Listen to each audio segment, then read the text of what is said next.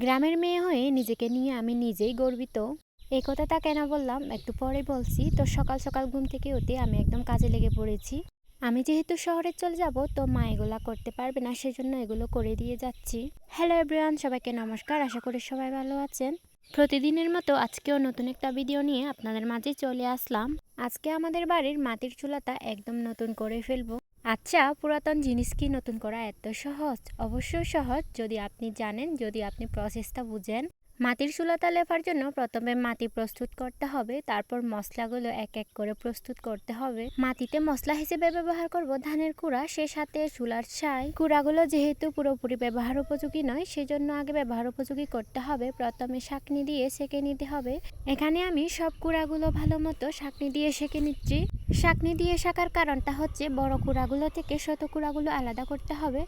যেহেতু এই বড় কুড়াগুলো ব্যবহার উপযোগী নয়, সেহেতু আমি এই বড় কুড়াগুলো ফেলে দিয়ে ছোট কুড়াগুলো ব্যবহার করব।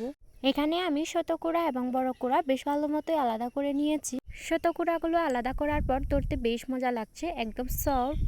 এইদিকে একটা সত্য বলে বেশ অনেকগুলো চুলার ছাই নিয়েছি। এটা কিন্তু ছাঁকনি দিয়ে সেঁকে নেওয়াই হয়েছে। এখন চলে আসি মেইন কাজে।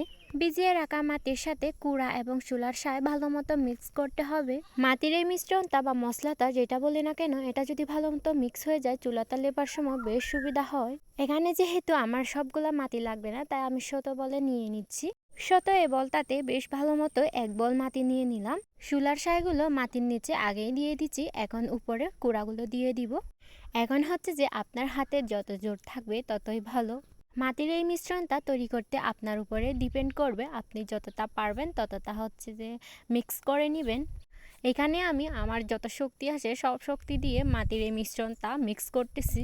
বিল্ডিংয়ের কাজ করার সময় আপনারা খেয়াল করবেন, মশলাটা যত ভালো হবে, যত ভালো মিক্স হবে, তত বেশি ওই বিল্ডিংয়ের দেয়ালগুলো মজবুত হবে। এখানে আমি আমার যত শক্তি আসে তত শক্তি প্রয়োগ করে মাটিগুলো মিক্স করতেছি।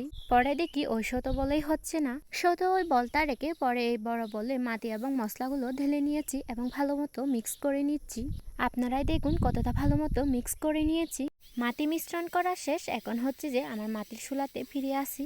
এই চুলাটা গত মাসে লেপা হয়েছে, আমি নিজেই কাজগুলো করেছি। মাঝখান দিয়ে 1 মাস না লেপার কারণে একদম কালো হয়ে গেছে। বাড়িতে যেহেতু প্রচন্ড কাজ, মা এগুলো করতে পারে না, আর আমি হচ্ছে বাইরে থাকি, যেহেতু বাড়িতে আসি সেজন্য আজকে এই কাজগুলো করে দিচ্ছি। ভিডিওর শুরুতেই বলেছিলাম গ্রামের মেয়ে হয়ে আমি গর্বিত। এই কথাটা কেন বললাম, এখন হচ্ছে এটা বলবো। গ্রামের মেয়ে হয়েছি দেখি তো এই কাজগুলো ভালো মতো পারি। বাড়ির লেপা পোছা সব কাজগুলো আমি নিজেই করি। মা যেহেতু অন্য কাজে ব্যস্ত থাকে, তাই আমাকে এগুলোই করতে হয়। বাড়িতে মা আর আমি ছাড়া কোনো মেয়ে মানুষই নাই, তাই এগুলো করার কোনো মানুষই নাই, সেজন্য আমাকে নিজেকেই করতে হয়। তো নিজেদের কাজ নিজেদের করলে ভালোই লাগে, অন্য কাউকে করতে দিতে হয় না। চুলায় আগের যে লেপা মাটি ছিল সবগুলো আমি ফেলে দিয়েছি। আগের যে মাটিটা মিক্স করে রেখেছিলাম ওই মাটি দিয়েই লেপে নিচ্ছি। আজকে পুরাতন মাটির চুলাটা একদম নতুন করেই ফেলবো। আগে কিন্তু এই কাজগুলো পারতাম না, যখন আমি একটু একটু শিখতেছিলাম, মানে একটু একটু করতেছিলাম, মাকে সাহায্য করতেছিলাম, তখন অটোমেটিকলি আমি এই কাজগুলো ভালো মতো এখন পারি। এখানে আমি খুব ভালো মতো লেপে নিচ্ছিলাম, একদম নতুনের মতো লাগতেছে চুলাটা। এইরকম লেপা পোতা চুলায় রান্না করলে বা পরিষ্কার চুলায় রান্না করলে মনে হয় রান্নাগুলো দ্বিগুণ স্বাদ হবে। আমার চুলা কিন্তু প্রায় লেপা হয়ে গেছে, 3 ভাগের 2 ভাগই লেপা হয়ে গেছে। এখন আমি ভালো মতো আবার লেপে নিচ্ছি উপরের গুলা। বাড়ির এই ছোট্ট ছোট্ট কাজগুলো করতে কিন্তু আমার বেশ ভালোই লাগে, মানে একদম আনন্দ নিয়ে করতে ইচ্ছে করে।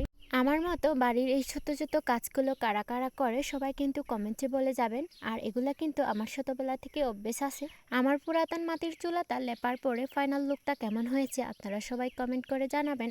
আর আজকের মতো ভিডিওটা এখানেই শেষ করছি।